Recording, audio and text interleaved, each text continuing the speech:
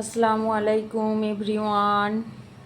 দেখো আমি চলে এলাম এই বাজার আজ করে এনেছে। দেখো এখানে চাল আছে 50 টাকা কিলো মিনিকেট চাল।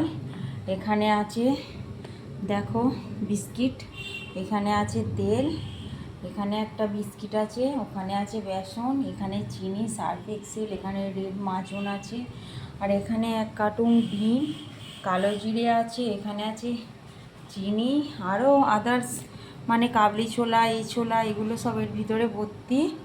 তো বুঝতেই পারছো, জাস্ট আমার বলার বক্তব্য এটাই যে এই কটা বাজার ব্যাগ ভর্তি হয়নি, তারপরে 1226 টাকার মানে বাজার। এটা তোমরা ভাবতে পারছো মানে জিনিসের দাম কত বেড়েছে। কিন্তু মানুষকে তো খেয়ে পড়ে বেঁচে থাকতে হবে, তাই না?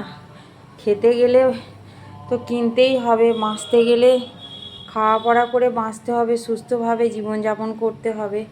তো জাস্ট যতই দাম বাড়ুক মানুষকে তো খেতেই হবে, সেটা সবজি হোক, জিনিসপত্র হোক, আর যে কোনো খাবার হোক বা জামা কাপড় হোক, সে মানে খাওয়া পড়া করেই বেঁচে থাকতে হবে।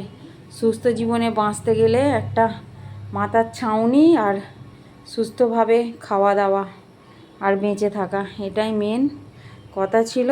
তো আল্লাহ হাফেজ।